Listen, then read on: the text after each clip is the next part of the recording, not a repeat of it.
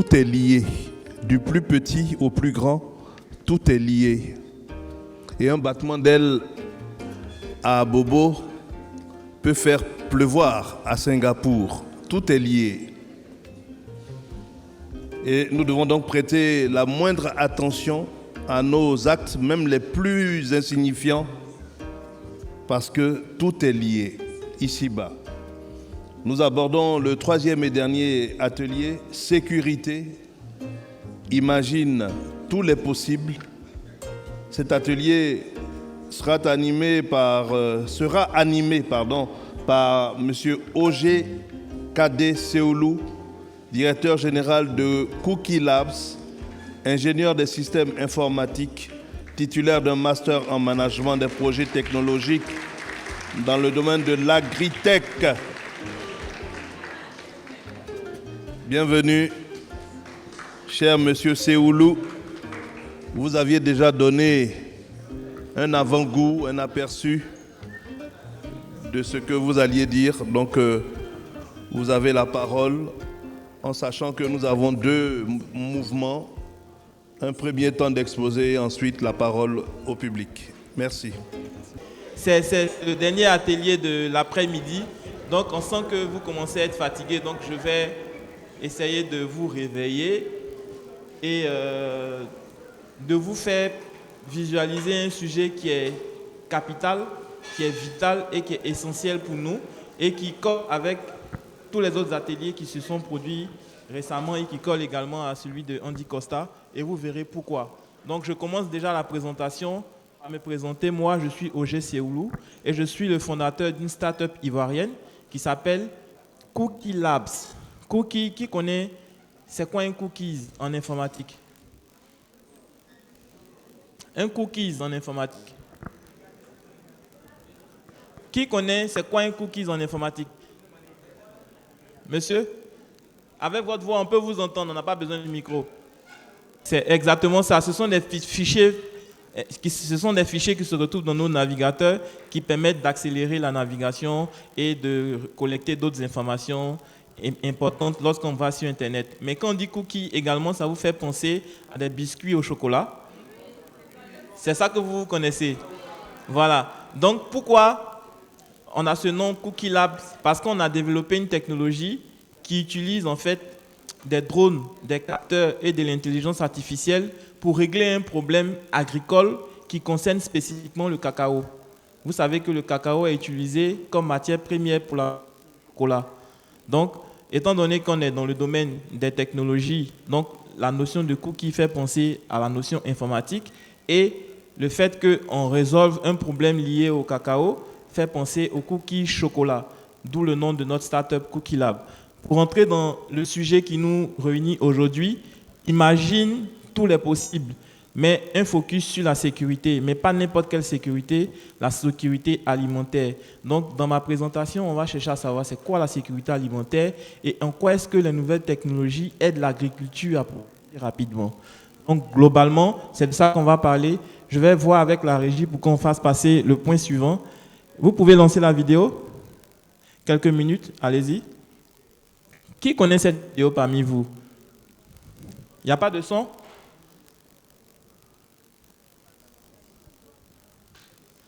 C'était une vidéo qui passait à l'époque, en début d'émission. Est-ce que vous saviez qu'avant, on coupait la télé de midi à 14h? Et puis, à partir de 22h, on arrêtait jusqu'au lendemain à 6h. Qui se rappelle de cette époque-là? Donc, vous êtes vieux. Vous n'avez pas le son? Ok, donc mettez la fin de la vidéo, s'il vous plaît.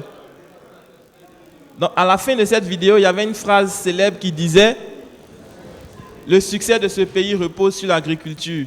Voilà. Et justement, ça veut dire que l'agriculture a une importance capitale pour la Côte d'Ivoire et depuis l'indépendance. Et donc, ce générique-là nous permet de nous rappeler de ce moment-là. Voilà. Prochain slide. Donc, l'agriculture, en termes de chiffres, c'est quoi? Pour que vous puissiez visualiser un peu ce de quoi on va parler. L'agriculture, c'est 32% du PIB, produit intérieur brut, des pays en Afrique. 32%. C'est également 60% de la population active. Ceux qui travaillent en toute l'Afrique, c'est 60% qui sont dans le secteur agricole. Mais ce qui est encore plus intéressant pour nous, en Afrique, c'est qu'on a 65% de réserves mondiales non exploitées. On a 600 millions d'hectares de terres cultivables. Et sur ces 600 millions de terres cultivables, on a encore 65% qui ne sont pas encore exploitées. Et c'est en Afrique. Et ce sont les réserves mondiales. C'est pour ça qu'on dit que l'Afrique sera, horizon 2050, le grenier du monde. Parce que c'est en Afrique qu'on va avoir les ressources, les matières qui vont permettre de nourrir la planète. Quand je parle de la planète, c'est vraiment la planète. Et c'est critique. C'est pour ça que je mets un focus sur ces points-là. Parce qu'en 2050, aujourd'hui, on aura environ 9,7 milliards de personnes à nourrir dans tout le monde entier. Mais le monde ne grandit pas. Ce sont les mêmes surfaces qu'on va avoir. Mais la population, elle, augmente. Donc, il va falloir utiliser de manière plus efficace les superficies qu'on a pour pouvoir optimiser les productions qu'on aura. Et pour visualiser, pour ce qui concerne seulement la Côte d'Ivoire, l'Afrique, on aura, la population de l'Afrique va passer du simple au double. On va atteindre environ 2,4 milliards d'habitants en 2050. Est-ce que vous voyez un peu le nombre de personnes qu'il va falloir nourrir? Voilà. Donc ce sont les enjeux auxquels nous attaquer et on va en parler. On continue. Ce que vous devez savoir aussi, c'est que la question de l'agriculture concerne 12 des 17 objectifs de développement durable sont touchés par l'agriculture. Donc, quand ils ont réfléchi, ils ont trouvé que toutes les questions qui concernent la planète, les questions de développement durable, ils ont décidé, ils ont donné des objectifs. Et parmi ces 17 objectifs, il y a 12 qui ont un rapport avec l'agriculture. Donc, comprenez que l'agriculture aujourd'hui, c'est une notion importante avec laquelle on va devoir jouer. On continue. Et donc, c'est là qu'on se dit, pour pouvoir réussir tous ces challenges-là, on a besoin d'un peu d'intelligence, on a besoin de fonctionner en utilisant ce que Andy Costa a dit, le digital. Et quand on dit agritech, c'est la contraction de deux mots, agriculture et technologie, au service d'un objectif qu'on va définir selon le secteur d'activité dans lequel on sera. Voilà. Donc, avant de rentrer dans l'agritech, dans les histoires de technologie, on va parler de la sécurité alimentaire. C'est quoi exactement la sécurité alimentaire? Et ça, c'est une définition du système des Nations Unies qui dit que la sécurité alimentaire existe lorsque tous les êtres humains ont à tout moment un accès physique et économique à une nourriture suffisante, saine, nutritive, leur permettant de satisfaire les besoins énergétiques et leurs préférences alimentaires pour mener une vie saine. Ça veut dire qu'il ne suffit pas d'avoir la nourriture. Il faut l'avoir et il faut qu'elle respecte certains critères. Et ces critères-là sont départagés en 4 catégories. Et ces 4 catégories, la suite, s'il vous plaît, c'est justement la disponibilité physique des aliments, l'accès économique et l'accès physique des aliments, une utilisation efficiente de ces aliments-là, et surtout la stabilité des 3 autres dimensions dans le temps. Ça veut dire que pour qu'on dise qu'il y a sécurité alimentaire quelque part, il faut que l'ensemble de ces critères-là soit rempli. Donc, ce sont des enjeux importants. On continue. Et on continue. J'ai déjà défini l'agritech. Il y a plusieurs technologies qui sont utilisées dans l'agriculture pour pouvoir répondre à ces besoins vitaux. J'ai cité des exemples. J'ai parlé de la data. La data, ce sont les données qui sont générées par l'exploitation, par exemple, d'une parcelle. J'ai parlé de l'automatisation de process de l'Internet des objets, c'est qu'on dit IoT. Vous entendez souvent IoT, vous voyez sur Internet, c'est Internet of Things, l'Internet des objets, et blockchain et intelligence artificielle. Nous, Cookie Lab, ce que nous on utilise au quotidien, c'est deux de ces technologies-là, l'IoT et l'intelligence artificielle. Et dans la suite de mon développement, je vais vous expliquer comment on utilise ces technologies-là pour répondre à des besoins concrets en Côte d'Ivoire, pour régler des problèmes ivoiriens qui ont un rapport avec l'agriculture. Mais de manière très simple, sans vous faire un coup magistral. D'accord? On continue? Donc, on parle de technologie et toutes ces technologies ont un rapport avec l'informatique. L'informatique, c'est une notion qu'on entend tous les jours, mais souvent on ne comprend pas. Dans l'informatique, il y a information et il y a automatisation. Donc, on définit globalement l'informatique comme étant la science du traitement automatique de l'information. C'est la définition primaire et basique de l'informatique. Mais pour que l'informatique fonctionne, il faut des logiciels. C'est comme un être humain. Il a son corps et il a son âme. L'informatique, vous pouvez faire une image. Le corps, on va dire que c'est le hardware de l'informatique, tout ce qui est matériel. Quand vous avez votre téléphone, vous avez votre ordinateur, votre tablette sur laquelle vous pouvez toucher, c'est palpable. C'est la partie physique de l'informatique, c'est le hardware. Et tout ce qui est intangible, qui fait fonctionner votre téléphone, votre tablette, votre ordinateur, quand vous allez sur WhatsApp, vous ne pouvez pas toucher WhatsApp. C'est un logiciel qui fonctionne. Vous ne pouvez pas toucher Instagram, vous ne pouvez pas toucher Snapchat, vous ne pouvez pas toucher TikTok. Ce sont des programmes informatiques, ce sont des softwares, ce sont des logiciels, c'est intangible. Donc vous avez le hardware et le software qui composent l'informatique. Et ces logiciels-là sont conçus grâce à des algorithmes qui sont des chaînes d'instructions qui sont données à la machine dans le but d'atteindre un résultat. D'accord? Et c'est ce qui permet justement de mettre en exergue les différents programmes informatiques. On continue. Et l'intelligence artificielle, qui est la technologie que nous on utilise, a la particularité de s'inspirer du fonctionnement du corps humain pour atteindre un objectif. Et je vais vous expliquer comment on fait.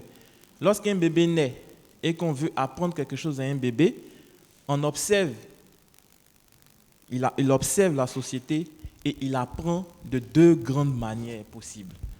La première manière, c'est ce qu'on appelle l'approche symbolique. Ce sont les modes d'apprentissage quand on va à l'école, on apprend, on dit 1 plus 1 égale à 2, 2 plus 2 égale à 4. On vous enseigne, on vous apprend. Donc, globalement, ce mode d'apprentissage a été classifié dans le groupe des apprentissages dits symboliques. Et il y a ce qu'on appelait l'approche numérique. Ce sont les apprentissages qu'on ne va pas vous apprendre à l'école. Pédaler un vélo, vous allez apprendre parce que vous allez faire. Donc, vous allez être habitué à faire. Et vous, lorsque vous saurez comment on pédale un vélo, vous faites 100 ans sans pédaler, on vous donne le vélo, vous allez continuer à pédaler parce que ça s'inscrit dans une partie de votre cortex de mémoire qui est inoubliable. C'est comme la natation, c'est comme la marche. On ne vous apprend pas à marcher. C'est en essayant, vous tombez, vous relevez, vous tombez, et puis vous... Voilà. Ça, ce mode d'apprentissage-là, c'est l'apprentissage numérique. Et justement, l'intelligence artificielle de laquelle on parle s'inspire de ce mode d'apprentissage numérique. On apprend à des programmes informatiques à réaliser des tâches de manière automatique en leur montrant des exemples. Grosso modo, c'est ça. Je ne vais pas rentrer dans des détails techniques pour ne pas vous perdre, mais je vais essayer d'être efficace pour qu'on reste concentré tout au long de la présentation. Surtout que nous sommes à mi-parcours. Oui, vous avez 15 minutes. Ne vous inquiétez pas, j'ai l'habitude. D'accord. Donc, là, les modes d'apprentissage, vous savez qu'on a des sens. On a des sens, on a la vue, on a l'odorat, voilà. Et donc, ces algorithmes-là vont essayer de copier les sens du corps humain pour pouvoir entraîner des programmes informatiques dans le but d'atteindre des objectifs qu'on va lui fixer. On continue.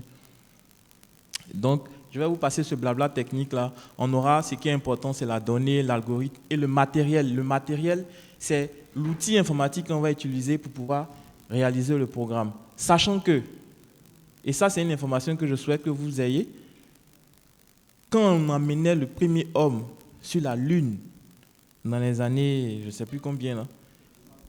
Voilà. Toute la NASA, avec une puissance de calcul de leurs ordinateurs qui est aujourd'hui dans votre téléphone portable. Quand vous prenez la puissance de calcul des ordinateurs que toute la NASA avait pour envoyer le premier homme sur la Lune, aujourd'hui, vous l'avez dans un smartphone. Donc, vous voyez comment la technologie a évolué et ce qu'on peut faire avec cette technologie-là. On continue. Donc, je vous passe ça, ce sont des... On continue. Le machine learning, c'est la méthode d'apprentissage qui est utilisée pour entraîner les programmes mathématiques. On continue. On continue. Ça, ce sont les modèles mathématiques qui sont entraînés. Mais je vais vous expliquer dans la fin, vous allez comprendre. Continue. Allez-y, continuez. On n'a pas beaucoup de temps. Voilà. Ici, l'intelligence artificielle, en fait, c'est la grande famille. Vous devez savoir, pour faire simple et court, que l'intelligence artificielle aujourd'hui est dans notre quotidien. Lorsque vous prenez votre téléphone portable, que vous allez dans la galerie photo et que vous tapez restaurant, vous allez être surpris de voir qu'il va vous classifier toutes les photos où vous êtes en train de manger. Vous tapez document, il va vous ranger toutes les photos où on voit un document. Vous pouvez même, dans certains téléphones, taper des mots. Si vous tapez votre nom, si vous avez des photos de votre passeport, il va vous remonter les photos de votre passeport. Il réussit à faire ça grâce à l'intelligence artificielle. Quand vous faites des SMS, je suis, et puis ça complète, il apprend de votre manière de converser sur votre téléphone pour vous recommander des mots. Ce sont les intelligences artificielles. C'est cette technologie-là, justement, continuons, qu'on utilise, par exemple, avec les véhicules autonomes pour détecter des personnes qui passent sur la route, en médecine pour détecter des cancers et dans tout ce qui est imagerie spectrale et tout ça. Qu'on continue. Et justement, nous, dans le cadre de ce que nous on fait au sein de Cookie Lab, on utilise cette intelligence artificielle-là grâce à des capteurs qu'on embarque dans des sols. On collecte des données importantes sur la santé du sol, sur la santé des plantes. On met des capteurs sur le sol, des capteurs sur les plantes, mais mieux, on embarque des capteurs sur des drones. Et on utilise toutes ces données-là, couplées avec des données satellitaires, pour pouvoir voir comment la plante se comporte dans son milieu naturel. Et toutes ces informations-là, on les analyse grâce à notre algorithme que je vous ai défini là, qui a été entraîné à détecter les symptômes de la maladie que nous on traite, qui s'appelle le Schulen-Schutt. Le Schulen-Schutt, c'est une maladie virale qui, dès sa première année d'apparition sur une parcelle, fait chuter de 50% la production de l'agriculteur. Donc, grâce à notre technologie, aujourd'hui, l'agriculteur peut détecter la présence de sa maladie là, 10 fois plus rapidement que l'œil humain. On utilise des spectres d'images qui ne sont même pas encore visibles par l'œil humain pour réaliser ça. Et c'est ivoirien. Et on a des résultats qui sont magnifiques. Et dès qu'on arrive à détecter...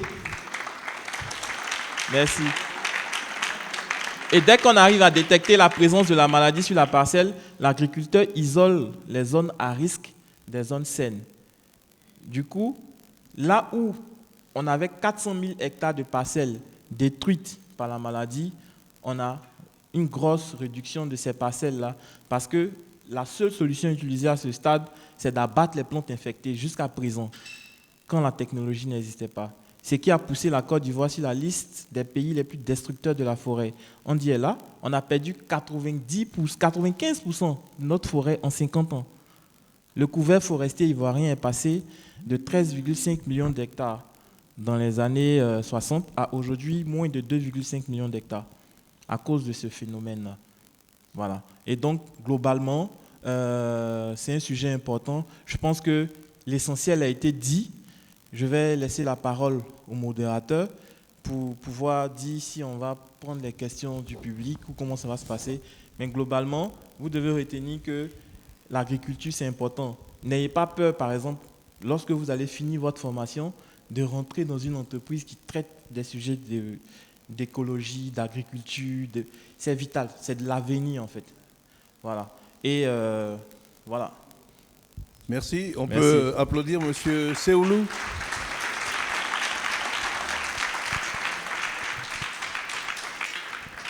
Alors, j'ai une question. Est-ce que Concrètement, vous pouvez nous parler d'une exploitation sur laquelle votre entreprise s'est déployée en Côte d'Ivoire? Oui, justement, le problème, c'est qu'ils n'ont pas de son. Sinon, à la fin de ma présentation, il y a une vidéo. On peut voir en vidéo et puis comme ça, vous commentez? Oui. Vous pouvez aller à la fin, carrément, l'avant-dernière slide. On a une vidéo avec même un agriculteur qui fait partie des précurseurs, qui a commencé à utiliser la parcelle et aujourd'hui qui invite les autres à ne plus détruire les parcelles et à utiliser des technologies nouvelles. Voilà. Donc, aujourd'hui, on travaille sur près de 30 000 hectares. Hein. Okay. On travaille sur près de 30 000 hectares. On a été lauréat du prix Pierre Castel en 2021. On a remporté le prix tremplin UEMOA de la sous-région qui concerne 8 pays en matière de technologie innovante en agriculture. Et je pense que Andy Costa était ambassadeur sur le prix Pierre Castel. Il était là à la remise des récompenses. On a vraiment un très bon retour sur les technologies qui sont utilisées. On a l'image là, si vous pouvez la commenter. Et à la fin, oui, voilà. Donc ça, c'est le software, justement, le logiciel qui permet de programmer le drone de sorte à ce que le drone fasse en fait un vol automatisé. Lorsqu'on a fini de mettre le trajet dans le drone, comme vous voyez dans l'image, le drone se lève, il fait son travail, il vient, il se pose. On n'a absolument rien à faire. Il collecte les données, il fait des photos, il fait des vidéos, tout, et il géolocalise chaque point de pixels qu'il collecte comme information. Et c'est toutes ces données-là que nous, on traite grâce à notre algorithme, là, voilà, qui permet, voici des trucs de cacao. On a déjà modélisé en fait les spectres de la maladie. Donc, il sait reconnaître l'image, il sait reconnaître dans l'image là où c'est sain, là où c'est pas sain, et puis il nous remonte des données de cartographie avec des couleurs. Donc par des jeux de couleurs, on sait, le modèle mathématique nous dit qu'il y a une propension d'infection possible dans cette zone avec des pourcentages. Donc on sait accompagner l'agriculteur pour dire non, fais attention, ici là, tu as un fort risque de propension, et puis voilà, progressivement, on l'accompagne avec une équipe d'ingénieurs agronomes à adopter les bons gestes, à isoler dans les bons endroits en plantant des plantes barrières et les résultats sont spectaculaires. Voilà. Et à la fin, merci. Et voilà. Et là, on a dans la vidéo un agriculteur qui utilise la technologie justement, qui incite ses confrères à ne plus abattre les plantes qui ont un effet sur la déforestation, sur le changement climatique, mais plutôt de se tourner vers le digital, vers des solutions innovantes pour résoudre des problèmes qui peuvent impacter la société. Et petite précision, on est sur le shoot and shoot parce qu'un algorithme d'intelligence artificielle est précis, est efficace lorsqu'il est précis. Voilà. Aujourd'hui, le modèle a été entraîné, il peut s'adapter à d'autres maladies. On peut être sur le coton, les véhicultures, sur l'ananas. Aujourd'hui, il suffit juste de modéliser les spectres de la maladie et puis le tour est joué. Et mieux, on va même lancer une application mobile grand public qui va vous permettre de faire une photo simplement de ce arbre-là et l'algorithme va vous dire ça, c'est tel arbre qui a tel pourcentage d'eau, de tant. Ça a été, voilà. Il va vous donner les informations. Lorsqu'il n'a pas des informations concernant ce que vous avez pris en photo, l'équipe va récupérer les informations, traiter et mettre à jour la dataset, de sorte à ce que demain, si quelqu'un vient faire la même photo du même arbre, automatiquement, il a le résultat. C'est comme ça que fonctionnent les programmes d'intelligence artificielle. Voilà. Très bien. Merci. J'ai une question. Allez-y.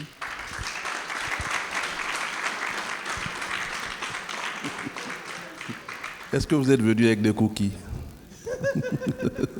Bon, je vais être franc avec vous. J'imaginais la présentation différente. Voilà, j'imaginais que j'allais avoir peut-être un micro-baladeur, j'allais pouvoir me promener dans la salle pour pouvoir expliquer et à la fin faire une photo de famille avec le drone. Mais on est arrivé, il y avait 1 heure de décalage déjà entre les présentations et puis j'ai été pris un peu au pif, donc je n'ai pas pu avec l'équipe organiser tout ça. Mais ce n'est que partie remise parce que madame est là, je pense qu'on aura d'autres occasions de pouvoir vraiment rentrer dans le détail de ce qu'on fait. Je me suis donné la peine de préparer au moins une petite présentation pour ne pas que ça reste virtuel. Parce que je peux venir m'asseoir pour vous raconter n'importe quoi et partir.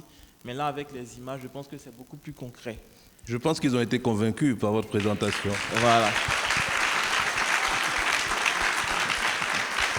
Très bien, merci. Les questions? Merci, M. Seoulou. Est-ce qu'il y a des questions? Oui, je vois des mains qui se lèvent. Le micro est là. Ok, bonsoir à tous. Je suis mademoiselle Amoussou Flora. Je tenais à remercier le panéliste pour ces informations. Ma question est la suivante. Bien vrai que vous avez développé une application, peut-être quelque chose de bon, mais j'aimerais savoir si ce n'est pas coûteux pour les agriculteurs.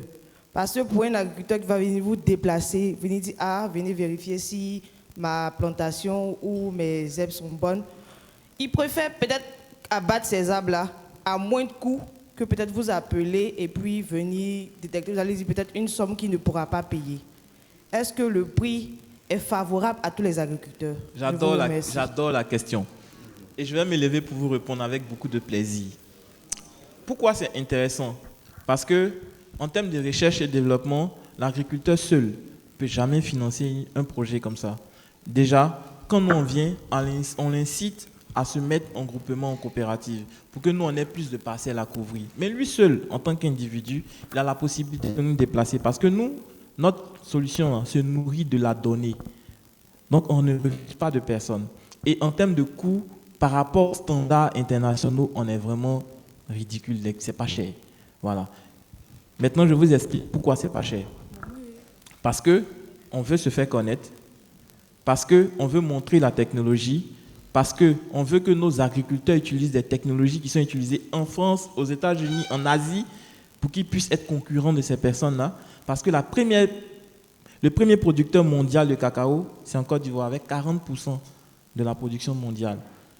Je ne sais pas si vous vous rendez compte de ça. Donc, en termes de marché à couvrir, pour nous, le taux de pénétration, il est immense. Donc, ça ne revient pas à grand-chose pour l'agriculteur. Et mieux, on n'est même pas les précurseurs de l'utilisation de drones en agriculture en Côte d'Ivoire. Il y a des dévanciers.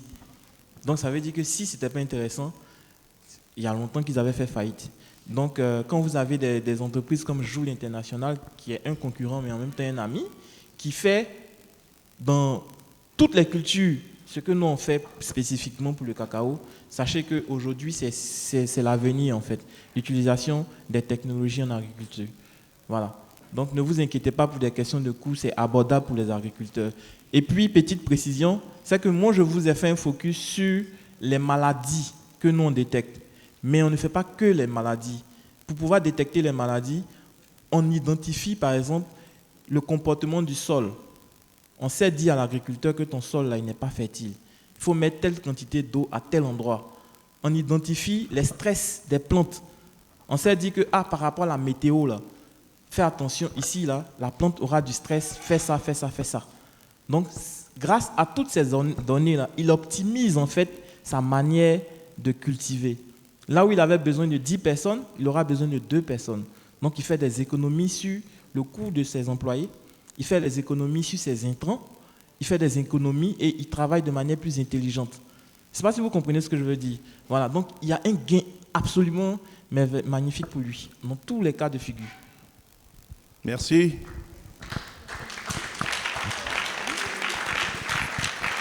Oui. Déjà, je voudrais saluer le conférencier et j'aimerais poser une question qui s'écarte un peu du domaine de l'agriculture. D'accord. Je suis Benro Nabilatou, étudiante en master de production animale à l'université Nangui à Bogoa. Et j'aimerais savoir, déjà, je vois qu'on peut vous parler des pathologies, des infections qui peuvent atteindre les différentes cultures en termes de végétaux. Et j'aimerais savoir si on peut adapter cette technologie aux animaux que nous pouvons élever. Ça, c'est une question intéressante. Et ça sera, votre défi, justement. Parce que nous, on s'est concentré sur l'aspect plante. Mais vous, étant donné que vous êtes du domaine, vous devez savoir que la technologie que nous, on utilise là, c'est utilisé en médecine. En médecine, pour les hommes, aux États-Unis, pour détecter des cancers. Ils ont pris des imageries spectrales de médecins qui ont fait des diagnostics de personnes qui avaient des cancers et ils ont modélisé pour mettre dans des modèles mathématiques. Et aujourd'hui, lorsque la personne passe dans le scanner, l'intelligence artificielle lui dit avec une précision magnifique s'il a un cancer ou bien s'il a un risque de cancer ou pas. Mais pour certains cancers, si on a fait ça pour l'être humain, ça répond automatiquement qu'on peut faire ça pour l'homme. Mais il faut étudier. Pour l'animal. Pour l'animal, pardon. Donc, il faut étudier et puis il faut peut-être vous intéresser à ça et puis développer la recherche sur la question pendant que vous êtes encore étudiante. Voilà, ça peut être un sujet intéressant ou bien un début de start-up pour vous. C'est faisable.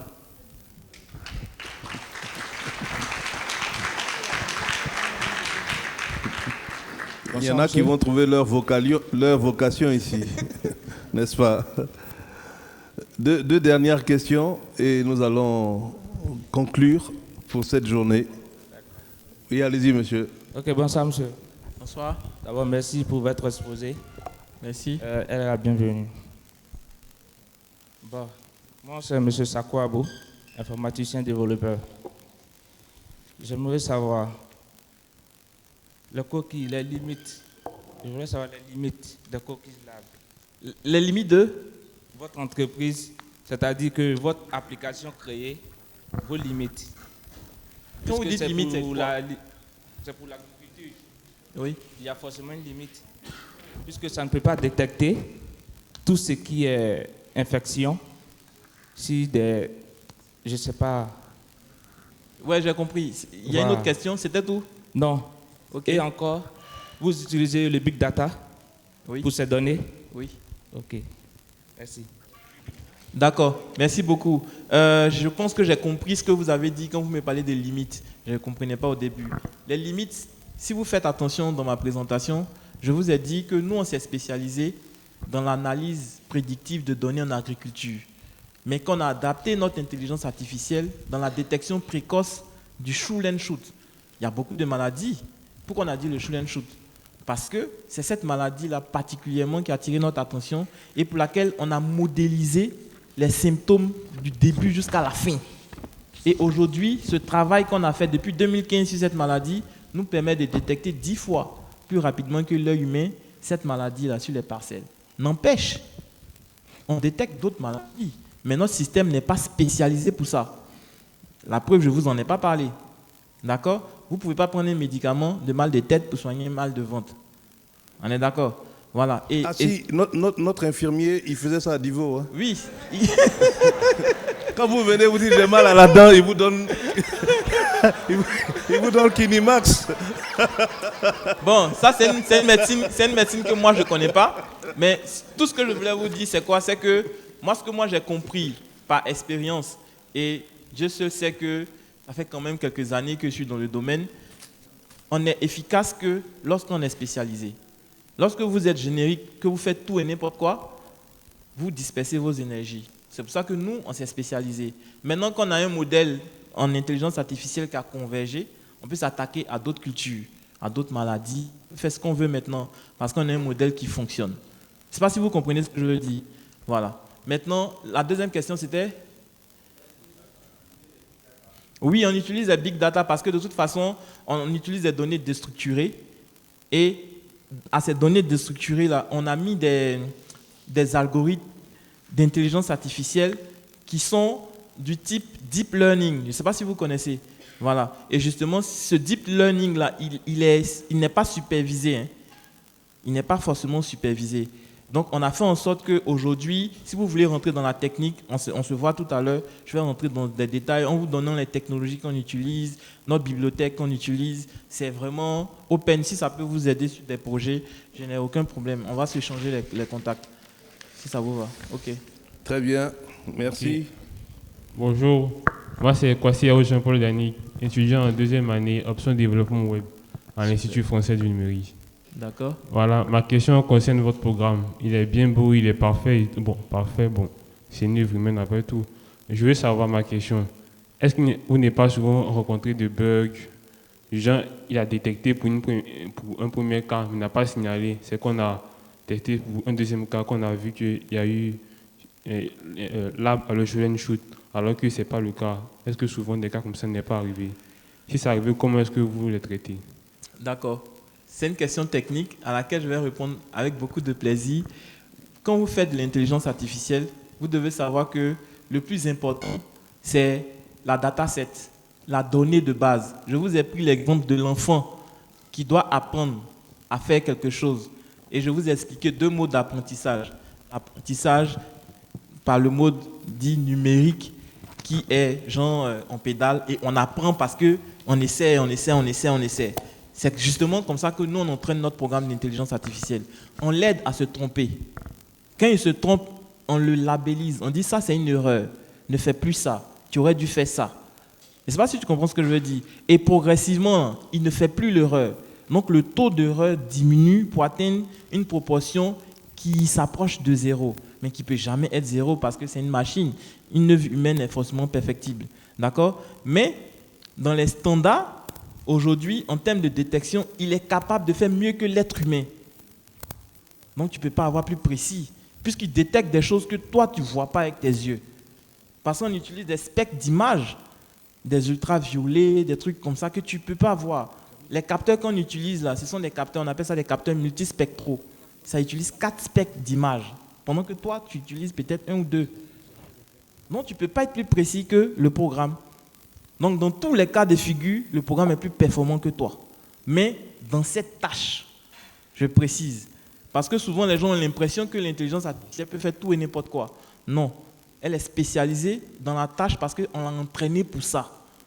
Donc, elle fait ça mieux que toi, mais elle ne peut faire que ça. Je ne sais pas si vous comprenez la nuance de ce que je veux dire. Voilà. Je ne sais pas si j'ai répondu à votre question. Okay. Vous l'avez fait brillamment et j'avoue que tout ce que vous faites est plaisant parce que vous le faites avec beaucoup d'enthousiasme, de conviction et pour reprendre votre propre terme, c'est magnifique. Merci beaucoup. Merci. Merci. Cet après-midi, nous avons vu... Je ne sais pas si je peux ajouter un petit truc, quelque chose. Je peux inviter, j'ai vu qu'il y a beaucoup d'étudiants dans la salle. Je ne garantis pas qu'on va vous accepter. Mais par contre, je peux vous inviter. Ça ne coûte rien d'essayer. Vous allez, vous tapez adw.ci. C'est un événement qui est partenaire à celui-là, qui aura lieu dès la semaine prochaine au Boulet Beach Resort BBR, qui est un événement technologique également. On va accepter un certain nombre d'étudiants.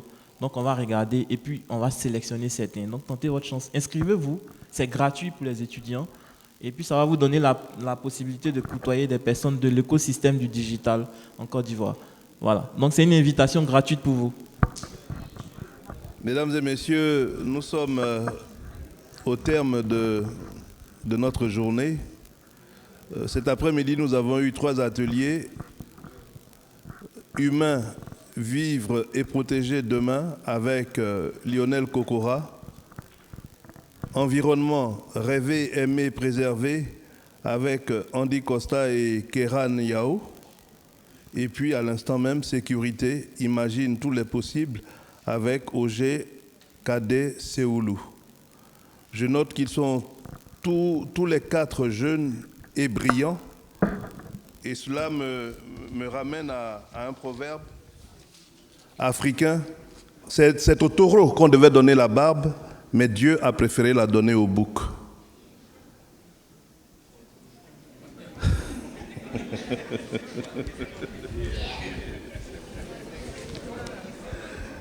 Que ceux qui ont des oreilles pour entendre, entendent. On va vous inviter à venir juste devant pour la photo de famille.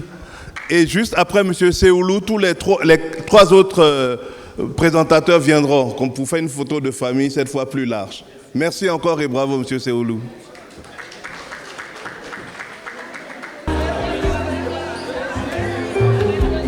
Attention, on ne bouscule pas les grandes personnes, s'il vous plaît.